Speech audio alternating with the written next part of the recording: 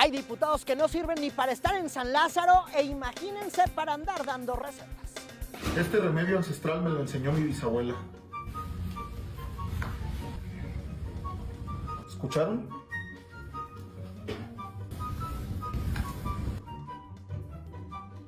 Y en los tiempos de la cuarta, el presidente asegura que Palacio Nacional está abierto para todos.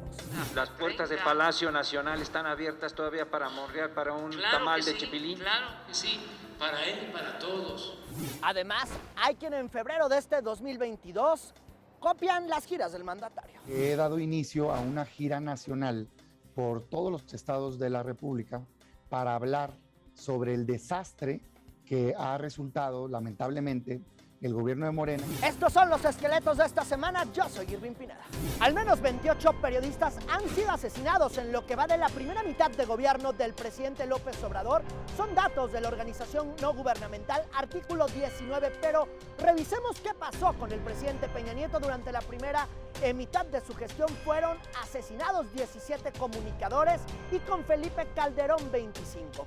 El gobierno federal ha reportado el homicidio de 52 comunicadores en lo que va de la gestión del presidente López Obrador. Ojo, la cifra es diferente, sin embargo, la mayoría de los casos no se resuelven. De los 52 periodistas que han sido ejecutados a lo largo del presente gobierno, solamente en 5 casos se ha dictado sentencia.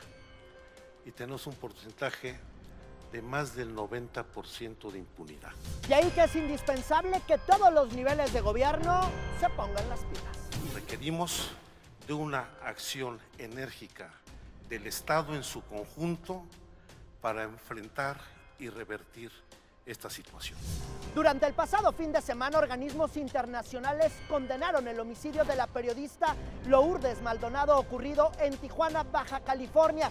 ¿Cuáles son los avances de esa investigación? ¿Cómo van las cosas hasta allá? Adelante, Dani.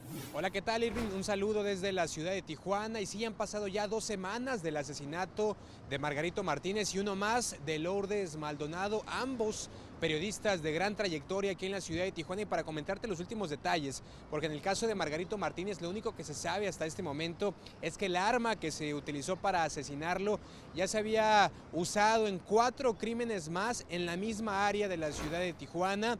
Y también se ha mencionado que su asesinato probablemente esté relacionado con el trabajo que realizaba. Caso contrario a Lourdes Maldonado, porque de acuerdo con la Fiscalía están justamente investigando, pero se habla de que su trabajo no esté relacionado con el crimen. También te comento que sobre estos 2 casos ya se ha indicado por parte de la misma autoridad que no hay ninguna relación, pero en los últimos días justamente ya se estableció un fiscal especial para investigar sobre este caso. Es lo que se sabe, se espera justamente que en esta semana se brinden más detalles acerca de estos 2 casos de periodistas en Tijuana. Es el reporte. La Fiscalía de Baja California también ya tiene una línea de investigación después del homicidio de Margarito Martínez ocurrido también en Tijuana, Baja California. ¿Tendría que ver con cárteles de la droga, fiscal? Es posible que sí. ¿Por qué? Con el propósito de no arriesgar el éxito de la propia investigación, tendría que reservar ese dato por ahora, pero nosotros tenemos información que nos indica de esa posibilidad, no la estamos descartando.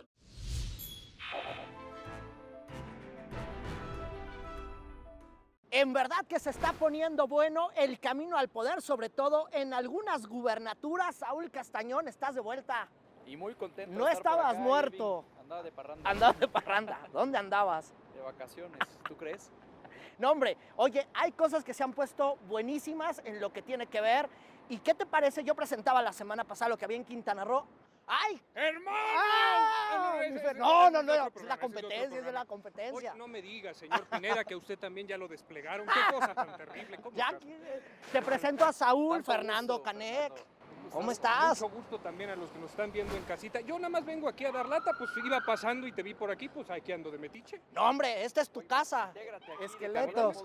¿De qué estamos chismeando? A ver, Estamos platicando justo de Durango, estaba yo platicando aquí con Saúl porque fíjate que allá hay una candidata que era priista, Fernando Canec, y luego se volvió morenista. No, ¿Sí? eso se puede. Claro. No más de lo que se viene a enterar uno.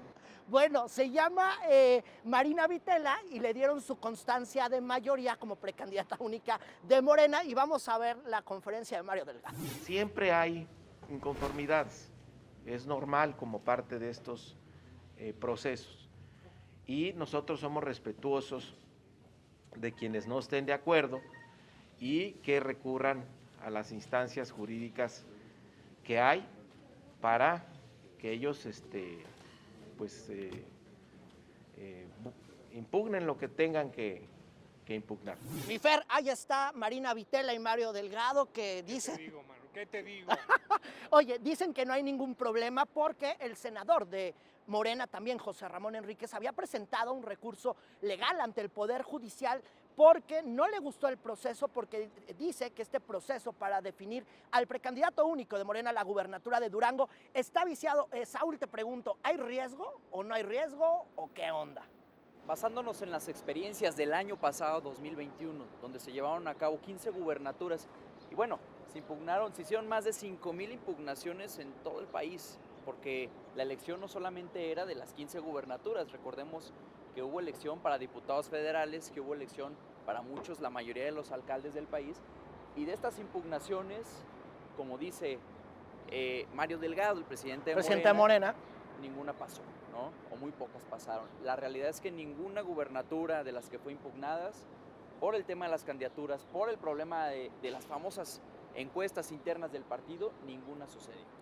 Por más que anden caminando y recorriendo el estado. Oigan, la neta, no se puso tan buena la conferencia, porque lo que se puso bueno fue la ceremonia donde le otorgaron la constancia de mayoría a Marina Vitela, porque hasta huevos hubo, se agarraron, llegaron pues presuntos simpatizantes del senador inconforme José Ramón Enríquez y le lanzaron huevazos a Mario Delgado, lo abucharon.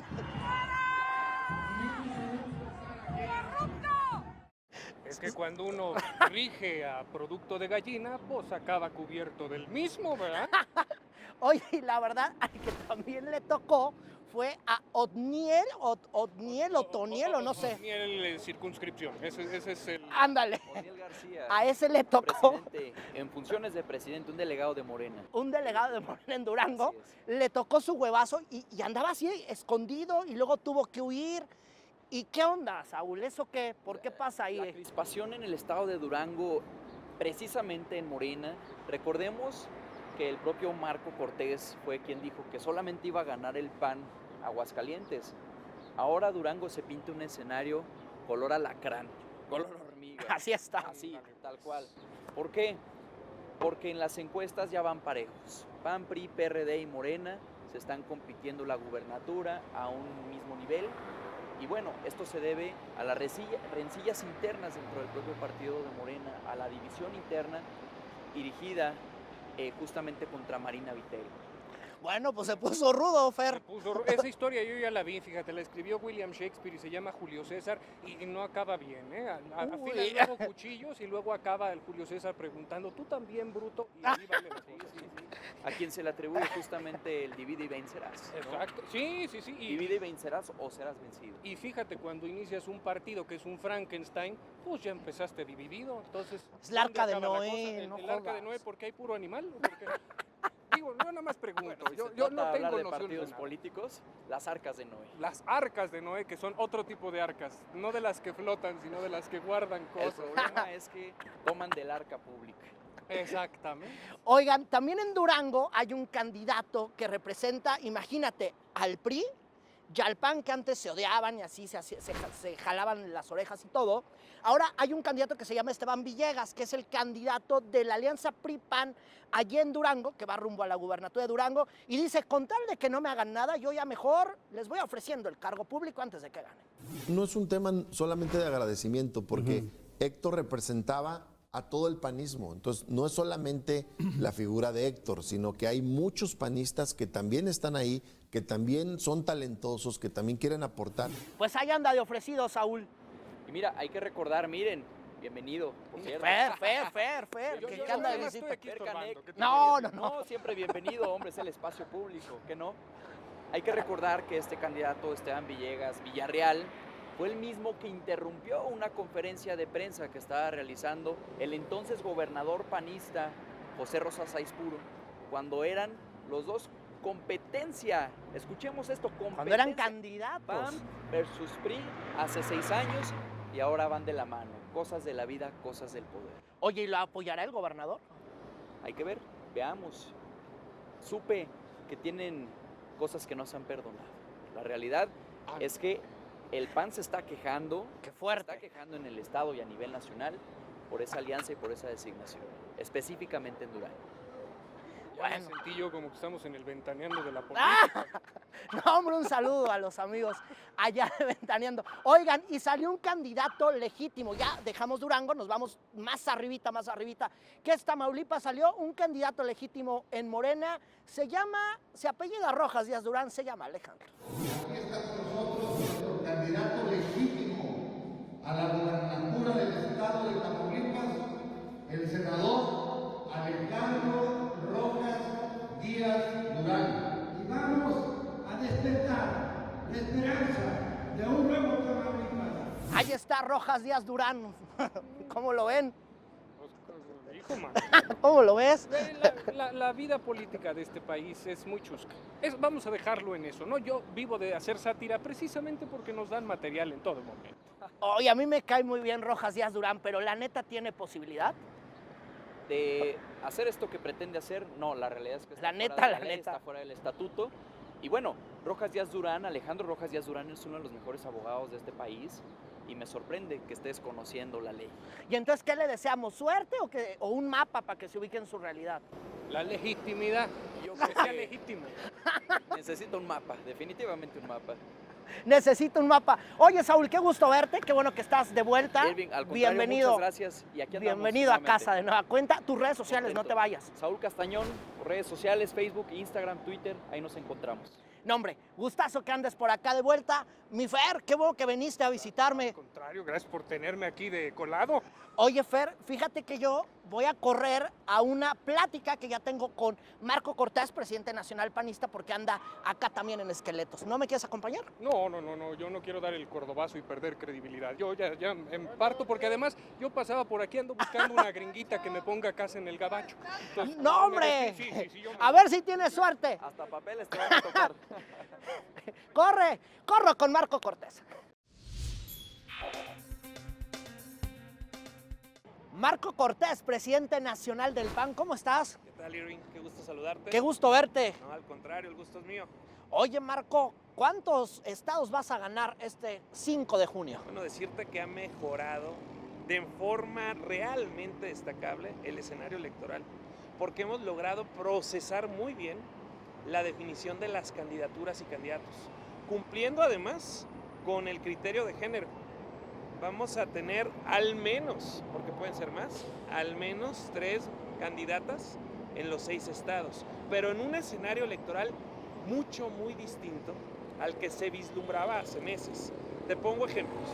A ver. Aguascalientes, logramos procesar muy bien entre los 2 aspirantes más fuertes, Toño Martín del Campo, senador, y Tere Jiménez, diputada federal.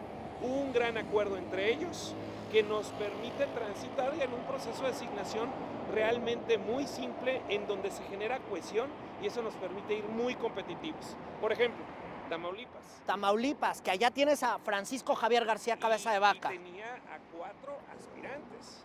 De esos 4 aspirantes, finalmente sale César Verástegui, conocido allá por el truco, y logramos cohesión. No se veía fácil, porque también estaba nuestro alcalde de Tampico, estaba también el senador de la República, estaba también un diputado federal, y bueno, logramos al final un cierre de filas de Gerardo Peña, de Chucho Nader y de Ismael Cabeza de Vaca para con César Verástegui. Y lo que no se veía ya, estaba complejo, la coalición Va por Tamaulipas también se logra cerrar. Que la coalición allá es PRI, PAN, PRD. Y logramos cerrarla. No era fácil porque cuando llega Cabeza de Vaca, pues lo normal, llegó a poner orden en la casa y seguramente muchos... Los priistas no querían. Los priistas no querían, no estaban de acuerdo en esa coalición y la fuimos trabajando de la mano con el Comité Directivo Estatal de Tamaulipas, los liderazgos de allá y logramos cerrarla.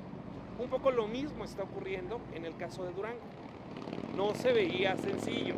De hecho, oye, Durango no está sencillo para nadie, ¿no? Hace rato pasábamos. Lo vamos a ganar. No se veía sencillo, muy complejo. De hecho, hace meses era casi tarea imposible. ¿Por qué vas a ganar Durango? Porque logramos un escenario de cierre de filas. Finalmente hemos hablado con los diferentes actores, se pusieron de acuerdo en una medición en donde participó un aspirante por parte del PAN, un aspirante por parte del PRI y otro por parte del PRD, otra por parte del PRD. Oye, el gobernador se lleva bien con el candidato Esteban Villegas porque tenían una rivalidad porque compitieron. El gobernador es un hombre de Estado, le entiende a la política y yo estoy seguro que lo que más le pudiera preocupar como buen duranguense es que entre el retroceso con Morena, que lo que ha avanzado su gobierno, que sus logros hoy se vean afectados y tirados a la borda. Y por eso es que estoy seguro, en breve voy a estar platicando con él, estoy seguro que él será parte. ¿Qué es lo que tiene que hacer el gobernador? Gobernar bien, dar buenos resultados, y esa es la forma como mejor puede ayudar para que al final frague bien también esta coalición. Y así te puedo ir numerando. Oye, Quintana Roo me dijeron algo, y tú desmiénteme o confírmame, que en Quintana Roo ustedes no quisieron a Roberto Palazuelos. Roberto Palazuelos, creo es el candidato de Movimiento Ciudadano a la gubernatura de Quintana Roo, dijo, los panistas no me quisieron, su presidente nacional no me quiso, y por eso es que yo no soy candidato de la coalición y me fui al Movimiento Ciudadano con todo y que en la encuesta no iba tan mal. Mira, decírtelo con absoluta claridad. Ahí es una coalición PAN, PRD y un partido que se llama Confianza Local en Quintana Roo. Se mandó a hacer una encuesta también. Y en la encuesta se midieron quién era el más conocido, quiénes tenían más positivos, más negativos, quién podía ser el mejor candidato y candidata. Es un estado que sigla, esto quiere decir que quien registra, quien lleva cabeza, es el PRD. Es el PRD. ¿Los gobernadores no te van a voltear bandera? Dicen que los presidentes nacionales están preocupadísimos porque los gobernadores les pueden voltear bandera o porque los nombran embajadores, cónsules o les dan un hueso en el gobierno federal. Los gobernadores lo que deben de hacer es seguir trabajando y hacerlo bien como lo hacen los gobernadores de Acción Nacional. Nuestra mejor carta de presentación para ganar una elección es un buen gobierno. Y yo sí puedo presumir que los gobiernos del PAN son sin duda los mejores. Atraen inversión, combaten la inseguridad, apuestan en infraestructura, apuestan en salud. O sea, yo sí puedo hablar de que mis gobiernos, tanto estatales como municipales, son buenos y en los contrastes son evidentes. Ahora bien, ¿qué hablamos y qué nosotros dijimos respecto de estos ofrecimientos que ha hecho el presidente de la República para que los gobernadores se vean de embajadores, que son absolutamente reprobables? Y no los vamos a acompañar. Nosotros reprobamos ese consulado que le ofrecieron a Claudia Pavlovich y en el Senado, por supuesto que vamos a votar en contra. Y también la propuesta que le hicieron en España a Quirino, porque eso muestra una complicidad perversa entre López Obrador y estos gobernadores para que le entregaran a Morena sus gobiernos. Y por ello no vamos a validar ninguna embajada a ningún gobernador que haya entregado su estado. Ahora bien, si el gobernador no entrega a Morena su estado, entonces quiere decir que no hubo ninguna complicidad. Ahí podríamos estar de acuerdo, siempre y cuando no existan complicidades, porque se vale que puedas tener función pública. A ver, se vale perder, ¿no? Se vale perder como se vale ganar, lo que no se vale es entregar. ¿Qué va a pasar con la revocación de mandato, Marco? ¿Qué va a pasar? Se viene la revocación de mandato, literalmente se está organizando. ¿Qué onda? Algunos han dicho ustedes, es tirar el dinero a la basura, algunos dicen no se necesita, unos más dicen, bueno, que la hagan. ¿Cuál es la posición del presidente panista? Bueno, no solo del presidente de Acción Nacional, del Consejo Nacional. En el Consejo el tema se discutió y con un solo voto en contra se acordó que Acción Nacional no le hará gordo el caldo al presidente en su estrategia de tergiversar la figura de la revocación de mandato en una ratificación de mandato, que no es al ciudadano al que empodera, sino al gobernante. Es un ejercicio de egolatría que nos va a costar miles de millones de pesos. ¿Vas a presentar reforma también para regular los comicios ustedes, más allá de la que cocina el gobierno federal? Nosotros podremos presentar lo que es necesario. Por ejemplo, no se ha reglamentado la reelección legislativa, que ya es constitucional, y es necesario poner orden en ello y no que simplemente quede a la interpretación del INE y de los tribunales el cómo debe de hacerse. ¿Cómo ves los asuntos de libertad en México, Marco? Han sido asesinados, pues cifras conservadoras 28, 52 periodistas en lo que va del gobierno del presidente López Obrador. ¿Cómo estás viendo los asuntos de libertad? Porque me parece que hoy, pues sí, en algunos lados la libertad la cuarta, la delincuencia organizada, pero también en algunos lados son los gobiernos. Mira, te lo digo con absoluta claridad, no solamente ya de libertad de expresión y de los profesionales de la información. Este se ha convertido en el sexenio más violento. Criticaron mucho gobiernos anteriores, pero hoy hay más muertos que nunca, más ejecutados que nunca, más feminicidios que nunca. Es lamentabilísimo cómo la estrategia de los abrazos ha sido un absoluto fracaso. Los grupos delictivos se expanden en el territorio nacional, controlan y humillan a las Fuerzas Armadas, que las vemos defendiéndose con palos, y que vemos a los grupos delictivos controlando cada vez más el territorio nacional. Todo esto es una consecuencia en donde se empieza a tolerar la falta de respeto a la institución, a la legalidad y a la otra persona.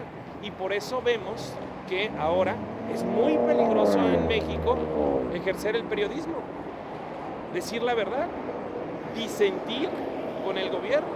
Y este gobierno claramente persigue, ataca, señala, amedrenta, usa las instituciones en contra de quienes piensan de forma distinta, de quienes no coinciden. Ese es un uso faccioso y doloso de las instituciones. Hoy vemos los brazos políticos del gobierno, tristemente son la Fiscalía General de la República, la Unidad de Inteligencia Financiera, y eso obviamente en un país democrático no debería ocurrir. Oye, se tenían que reunir con el titular de Gobernación, ¿qué pasó? Bueno, pues lo que pasó es que cancelaron el fin de semana esa reunión. O sea, ¿te llamaron o qué onda? Ocasión. Hay que decirlo. Nos íbamos a reunir el 25 de enero, martes 25 de enero, para instalar las 7 mesas de diálogo de construcción temáticas. Las cancelaron. Se postergó al día de hoy, 31 de enero. Pero también el fin de semana nos avisaron que por razones de agenda se cancelaba. ¿Cuál es la posición del PAN? Si se vuelve a posponer, si no se pone de manera conjunta una fecha pronto, nosotros estaríamos dando por canceladas esas mesas porque no vemos seriedad. Nosotros acudimos de buena voluntad a una exigencia que tuvimos y que debe de ser en todo país democrático, el diálogo entre el gobierno y la oposición, en la búsqueda de construir soluciones a la luz del día, a la vista de todos y sin claudicar en nuestra posición. Sin embargo, vemos falta de seriedad, no para nosotros, no es una falta de respeto para el PAN, es una falta de respeto para todas las y los mexicanos que esperan que podamos lograr puntos de encuentro. Evidentemente hemos dicho en que no vamos a coincidir. Y uno de estos temas es la reforma eléctrica regresiva y destructiva. Nosotros queremos que haya energías limpias, renovables, que la gente pague menos en su recibo de luz, que se atraiga inversión para que se genere empleo. Eso es lo que buscamos.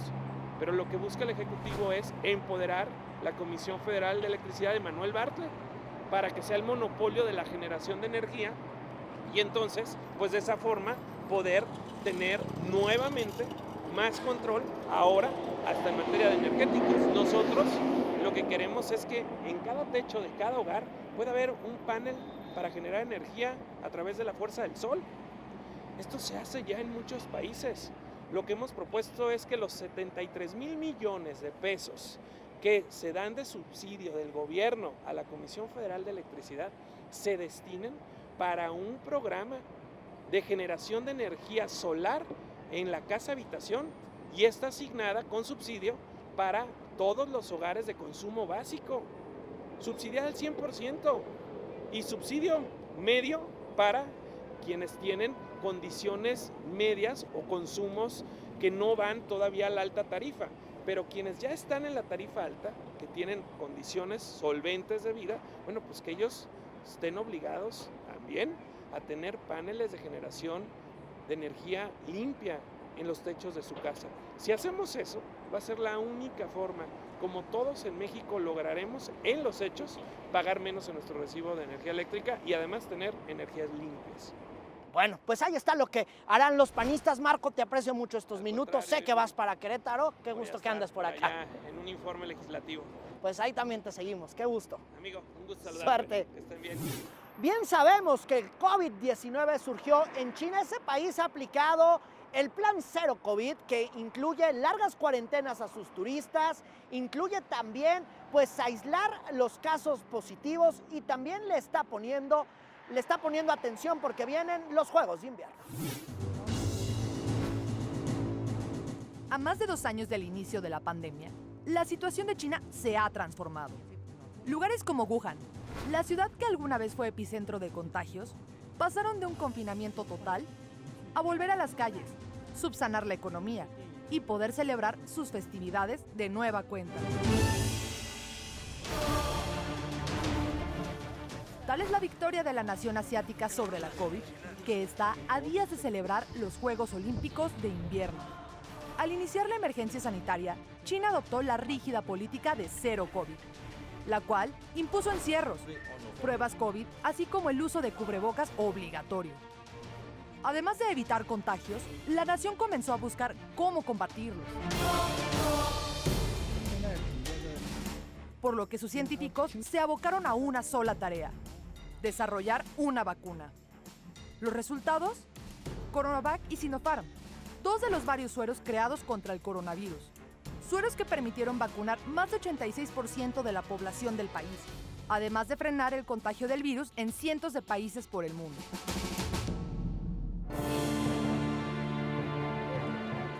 Hoy, China continúa enfrentando brotes. Sin embargo, ya saben cómo enfrentarlos, por lo que los contagios apenas son una fracción de los miles que hay en otros países.